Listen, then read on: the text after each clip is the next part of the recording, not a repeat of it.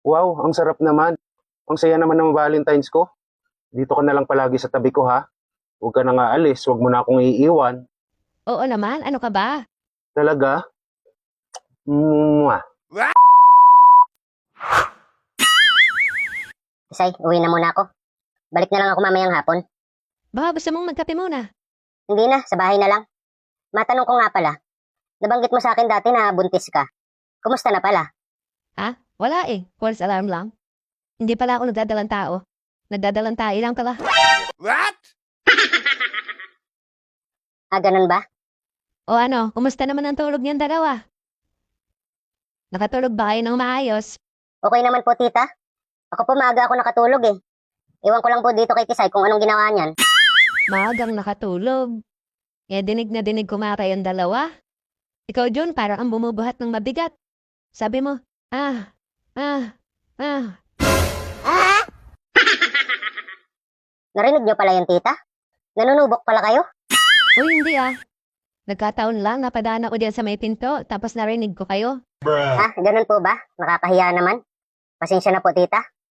Okay lang yon. Expected naman na yun eh. Tita, uwi muna po ako. Balik na lang ako mamayang hapon. O sige, ingat ka. Paano, Tisay? Alis na ako. Ay, wait lang. Palis nga din pala ako mamaya. Pupunta ako ni doktora. Bakit? Wala lang, pinupupunta niya ako eh. Magkukumustahan lang siguro. Pero mamayang hapon pa naman. O sige, ingat ka. Kung sakaling maabutan kita mamayang hapon, edi hatid na lang kita.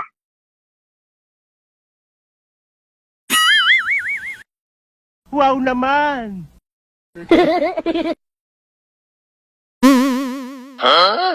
Sana all. Ay, buhay. Tisay, kung nandito ka lang sana sa tabi ko, sana nakikita mo kung paano ko pinapahirapan ang sarili ko. Nandito ako sa park ngayon. Iniinggit ko ang sarili ko. Ikaw ba'y nalulungkot? At walang makasama? Oo nga eh, iniwan kasi ako ng jowa ko.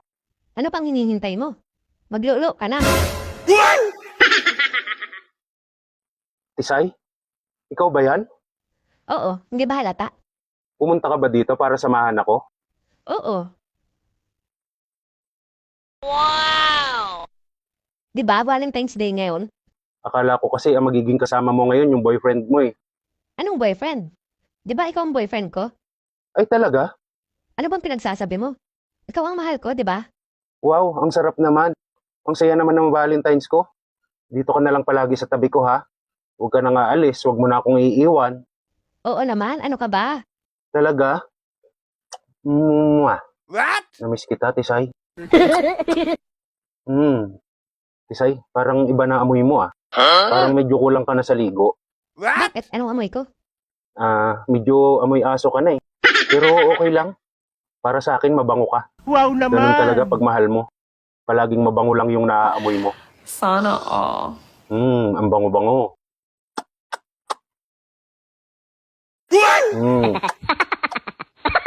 Amoy aso ka talaga, Tisay. Pero, ang bango. Tatay. Hmm. Totoy. Ano yun, Tisay? Totoy, ba't di ka sa labas natulog? Yan ang sinasabi sa'yo. Ano, palagay ko naman eh, hindi ka na nakapasok sa loob, ano? Alak pa more. Hindi naman ako lasing kagabi. Hindi lasing, eh hindi ka naman nakaabot sa loob ah. Ha? Kinulang lang talaga ng kalkulasyon. Yan kasi. Tingnan mo, dahil sa kalasingan mo. Pati aso ang hinahalikan mo. Ha? Pasensya na, nanaginip kasi ako eh. Nanaginip ka na, nakikipag-lips-to-lips ka sa aso? Loko ka talaga, Inday. Timpla mo na nga lang ako ng kape. Baka mamaya, ikaw ang ilips to lips ko dyan.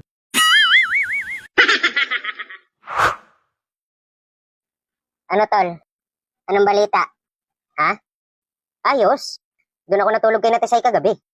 Yun. Ibig sabihin, nalangisan ang nguso mo kagabi. Aba, hindi lang basta nalangisan. Nahasa pang kunyal. Iba-iba. Sarap nun ah. Kaya pala mukhang masaya ka ngayon eh. Ay pag ako ga. Ay pagka ganyan, ay isang butihan na yan mamaya. Isang tagay sa tagumpay. Wow naman! Saan tayo? Sa bahay, sagot ko. Ang kwento, sa'yo ang alak.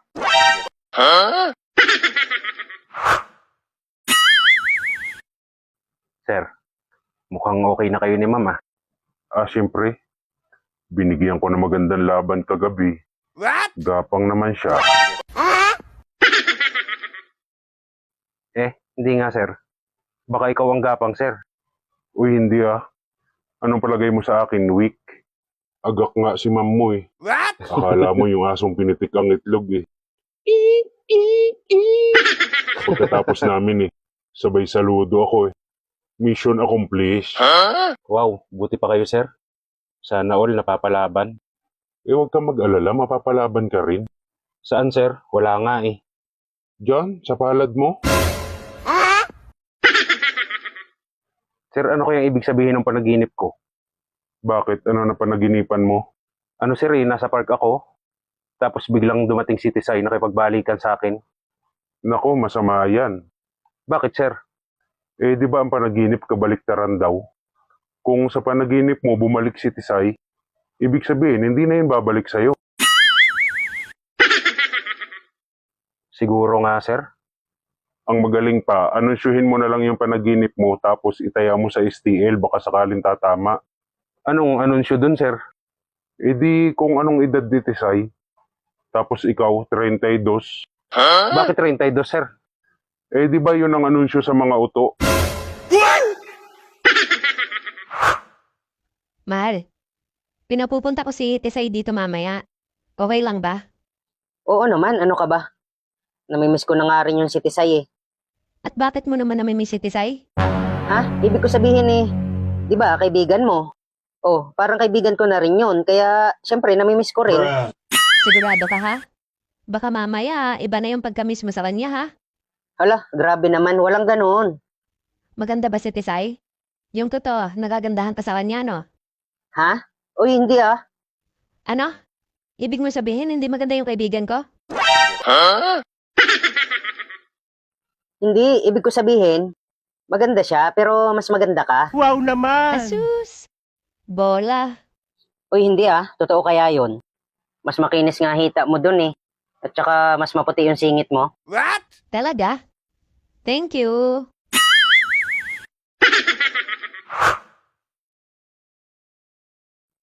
Ahem. Andiyan ka pala, sir? Sir, pasensya na kayo kahapon ha. Nabigla ako dun sa sinabi ko eh. Okay lang yun. Normal lang naman sa tao magkamali. Tsaka nag-usap naman na kami ng ma'am mo. Salamat, sir. Pero Anong pero, sir? may utang ka sa akin ngayon. Ganon? Kaya mamayang gabi, huwag mong ilalak ang pintuan ng kwarto mo ha. Bakit naman, sir? Alam mo na, maglalaro tayo. Sir, maganda yan ah. Pasali naman ako sir. Huwag na, makikisali ka pa talaga eh. Anong gagawin mo doon? Taga-tama o taga-score? Joke lang sir. Basta Inday, huwag mong isasarado yung bintana ha. Manonood na lang ako.